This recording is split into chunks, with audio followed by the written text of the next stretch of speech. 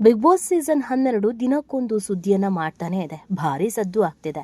ಸದ್ಯ ಗಿಲ್ಲಿ ಹಾಗೂ ಉಗ್ರಂ ಮಂಜು ನಡುವೆ ಕಿರಿಕ್ ಶುರುವಾಗಿದೆ. ಕಳೆದ ಸೀಸನ್ ಸ್ಪರ್ಧಿಗಳು ಬಿಗ್ ಬಾಸ್ ಮನೆಗೆ ಅತಿಥಿಗಳಾಗಿ ಬಂದಿದ್ದಾರೆ.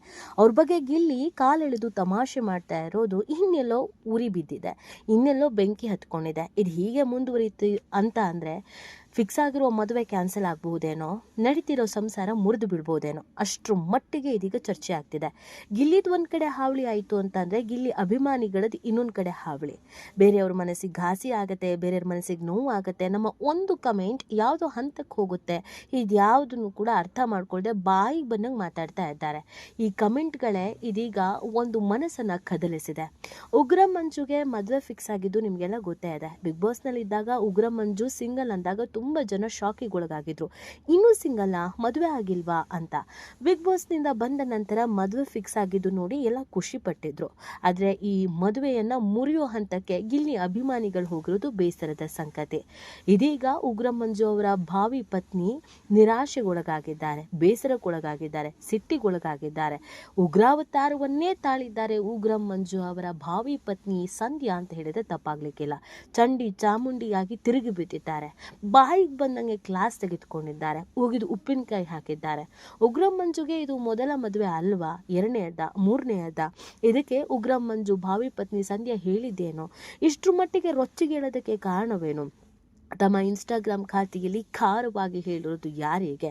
ಅದಲ್ಲದೆ ಕಿಚ್ಚ, ಸುದೀಪು, ಕಲರ್ಸ್ ಕನ್ನಡ ಎಲ್ಲದಕ್ಕೂ ಟ್ಯಾಗ್ ಮಾಡಿ ಆಕ್ರೋಶವನ್ನು ಹೊರ ಹಾಕಿದ್ಯಾಕೆ? ಈ ಹಿಂದೆ ಬಿಗ್ ಬಾಸ್ನಲ್ಲಿ ಉಗ್ರಂ ಮಂಜು ಇದ್ದಾಗ ಸಿಂಗಲ್ ಆಗಿದ್ರು. ಅವ್ರ ಬಗ್ಗೆ ಯಾರಿಗೇನೇ ನೆಗೆಟಿವ್ ಮಾಡಿದ್ರು ತಲೆ ಕೆಡಿಸ್ಕೊಳ್ಳೋರು ಯಾರೂ ಇರಲಿಲ್ಲ. ಆದರೆ ಈಗ ಉಗ್ರಂ ಮಂಜುಗೆ ಅಂತ ಒಂದು ಜೀವ ಇದೆ. ಆ ಜೀವ ಯಾವುದನ್ನು ಒಪ್ಕೊಳ್ಳೋದಕ್ಕೆ ರೆಡಿ ಇಲ್ಲ. ಅಷ್ಟಕ್ಕೂ ಆಗಿದ್ದೇನು? ಈ ಮದುವೆಯನ್ನೇ ಮುರಿಯೋ ಹಂತಕ್ಕೆ ಹೋಗಿದ್ಯಾರು? ಇದೆಲ್ಲವನ್ನ ಈ ವಿಡಿಯೋದಲ್ಲಿ ಹೇಳ್ತಾ ಹೋಗ್ತೀವಿ. ಆದರೆ ಇಲ್ಲಿವರೆಗೂ ನಿಮ್ಮ ಮೆಗಾ ಸುದ್ದಿಯನ್ನು ಸಬ್ಸ್ಕ್ರೈಬ್ ಮಾಡಿಲ್ಲ ಅಂದರೆ ಈಗಲೇ ಸಬ್ಸ್ಕ್ರೈಬ್ ಮಾಡಿ. ಹೆಚ್ಚಿನ ಮಾಹಿತಿಗಾಗಿ ಬೆಲ್ ಐಕಾನ್ ಪ್ರೆಸ್ ಮಾಡೋದನ್ನು ಮರಿಬೇಡಿ. ಎಸ್, ಬಿಗ್ ಬಾಸ್ ಅನ್ನೋದು ಒಂದು ಮನೋರಂಜನೆಗೋಸ್ಕರ ನಡೀತಾ ಇರುವಂಥ ಶೋ. ಆದರೆ ನಮ್ಮ ಜನ ಮನೋರಂಜನೆಗೆ ಅಂತ ತಗೊಂಡಿದ್ದೇ ಇಲ್ಲ. ತೀರಾ ಪರ್ಸ್ನಲ್ ಆಗಿ ವೈಯಕ್ತಿಕವಾಗಿ ಟಾರ್ಗೆಟ್ ಮಾಡೋ ಅಥವಾ ಅವರಿಗೆ ಬಾಯಿಗೆ ಬಂದಂಗೆ ಬೈಯಿ ಇದನ್ನು ಮಾಡ್ತಾನೆ ಇದ್ದಾರೆ. ಈಗ ಗಿಲ್ಲಿ ಪರವಾಗಿ ಅನೇಕರು ನಿಂತಿದ್ದಾರೆ, ಪರವಾಗಿಲ್ಲ. ಆದರೆ ಎಲ್ಲದಕ್ಕೂ ಒಂದು ಲಿಮಿಟ್ ಅನ್ನೋದಿರುತ್ತೆ ಅಲ್ವಾ? ಆ ಲಿಮಿಟ್ನ ಯಾರು ಕ್ರಾಸ್ ಮಾಡಬಾರ್ದು. ಆದರೆ ಗಿಲ್ಲಿ ಲಿಮಿಟ್ ಕ್ರಾಸಿಂಗ್ ಮುಂದೆ ಹೋಗಿದ್ದಾಗಿದೆ, ಜೊತೆಗೆ ಅವರ ಅಭಿಮಾನಿಗಳು ಹೋಗಿದ್ದಾರೆ. ಎಷ್ಟರ ಮಟ್ಟಿಗೆ ಅಂತಂದರೆ ಒಂದು ಹೆಣ್ಣು ಮಗಳ ಅಕೌಂಟಿಗೆ ಹೋಗಿ ಬಾಯಿಗೆ ಬಂದಂಗೆ ವಾಂತಿ ಮಾಡ್ಕೊಳ್ತಾ ಇದ್ದಾರೆ, ಕೆಟ್ಟದಾಗಿ ಕಮೆಂಟ್ ಹಾಕ್ತಿದ್ದಾರೆ. ಅದು ಆಕೆ ಬಗ್ಗೆ ಅಲ್ಲ, ಆಕೆಗೆ ಮದುವೆ ಫಿಕ್ಸ್ ಆಗಿರುವ ಹುಡುಗನ ಬಗ್ಗೆ. ಈ ಮದುವೆ ಅನ್ನೋದು ಅಥವಾ ಬಾಳ ಸಂಗಾತಿ ಅನ್ನೋದು ಅವರವ್ರ ವೈಯಕ್ತಿಕ ವಿಚಾರ. ನಮಗೆ ಯಾರೋ ಒಬ್ಬರ ಮೇಲೆ ಬೇಜಾರಿದೆ ಅಂದರೆ ಅವ್ರ ಅಕೌಂಟಿಗೆ ಹೋಗಿ ಬೈಬೋದು, ಆ ಹಕ್ಕು ಇದೆ ಅಂತ ಅನ್ಕೊಳ್ಳೋಣ.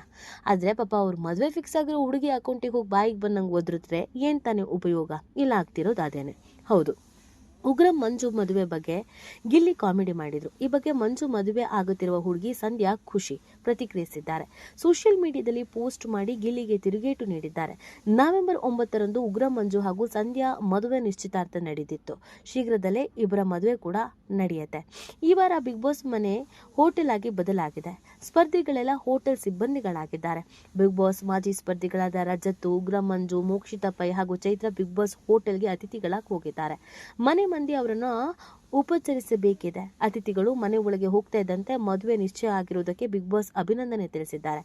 ಮನೆಯಲ್ಲಿ ಮಂಜು ಮದುವೆ ವಿಷಯ ಪ್ರಸ್ತಾಪ ಆಗ್ತಿದ್ದಂತೆ ಗಿಲ್ಲಿ ಪ್ರತಿಕ್ರಿಯಿಸಿ ಮದುವೆ ಎರಡನೇದ ಅಥವಾ ಮೂರನೇದ ಅಂತ ಕಾಲೆಳೆದ್ರು. ಇದು ಮಂಜು ಆಕ್ರೋಶಕ್ಕೆ ಕಾರಣವಾಗಿತ್ತು. ಬಳಿಕ ಗಿಲ್ಲಿ ಸಮಜಾಯಿಷಿ ನೀಡುವ ಪ್ರಯತ್ನ ಮಾಡಿದ್ರು. ಇದೇ ವಿಚಾರದ ಬಗ್ಗೆ ಮಂಜು ಭಾವಿ ಪತ್ನಿ ಬೇಸರ ವ್ಯಕ್ತಪಡಿಸಿ ಇನ್ಸ್ಟಾಗ್ರಾಮ್ನಲ್ಲಿ ಸ್ಟೋರಿ ಹಾಕಿದ್ದಾರೆ. ಎಲ್ಲರ ಹತ್ತಿರ ಪರ್ಸನಲ್ ವಿಷಯಗಳನ್ನ ಇಟ್ಕೊಂಡು ಕೆಟ್ಟ ಜೋಕ್ಸ್ ಮಾಡೋದು ಕಾಮಿಡಿನ? ಎಲ್ಲ ಶೋಗಳಲ್ಲೂ ಒಂದೊಂದು ಹುಡುಗಿ ಬಲಿ ಕೊಟ್ಟು ಗೆಲ್ಲೋ ಗಿಲ್ಲಿ ಬೇರೆ ಅಲ್ಲಿಗೆ ಎಷ್ಟನೆಯದ್ದು ಅಂತ ಕೇಳ್ತಾ ಇದ್ದಾನೆ. ಬಿಟ್ಟಿ ಊಟ ಕೊಡೋ ಅಂತ ಯೋಗ್ಯತೆ ಇದೆಯಾ ನಿನಗೆ ಗಿಲ್ಲಿ? ನಿನಗೆ ಬಿಟ್ಟಿ ಊಟ ಹಾಕ್ತಾ ಇರೋದು ಬಿಗ್ ಬಾಸ್ ಮತ್ತು ಕಲರ್ಸ್ ಅನ್ನೋದು ನೆನಪಿರಲಿ ಅಂತ ಸಂಧ್ಯಾ ಖುಷಿ ತಿರುಗೇಟು ಕೊಟ್ಟಿದ್ದಾರೆ. ಈ ಸ್ಕ್ರೀನ್ ಶಾಟ್ ಸಿಕ್ಕಾಪಟ್ಟೆ ವೈರಲ್ ಆಗಿದೆ. ಹಂಗೆ ನೋಡಿದ್ರೆ ಗಿಲ್ಲಿ ಇಲ್ಲಿವರೆಗೂ ಬಂದಿರೋದು ಹಾಗೇನೆ. ಜೀ ಕನ್ನಡದಲ್ಲಿ ಗಗನನ ಬಲಿ ಕೊಟ್ಟರು.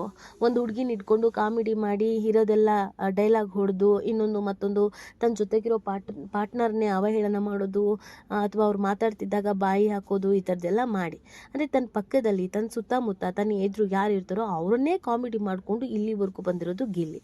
ಹೀಗೆ ಈ ಮದುವೆ ಅನ್ನೋದು ತೀರಾ ವೈಯಕ್ತಿಕ ವಿಚಾರ. ಅವರವರ ಪ್ರೇಯಸಿ ಅಥವಾ ಪ್ರಿಯತಮ ಅವ್ರು ಆಯ್ಕೆ ಮಾಡುವ ವಿಚಾರ. ವಯಸ್ಸಾದ್ಮೇಲೆ ಮದುವೆ ಆಗ್ತಿದ್ದಾರೆ ಅಥವಾ ಎರಡನೇದೇ ಮದುವೆ ಆಗ್ತಿದ್ದಾರೆ ಅಥವಾ ಮಕ್ಕಳಾದ್ಮೇಲೆ ಮದುವೆ ಆಗ್ತಿದ್ದಾರೆ, ಇದು ಅವರ ವೈಯಕ್ತಿಕ ವಿಚಾರ. ಅದು ಇನ್ನೊಬ್ರು ಟೀಕೆ ಮಾಡೋದಕ್ಕೆ ಯಾರಿಗೂ ರೈಟ್ಸ್ ಇಲ್ಲ.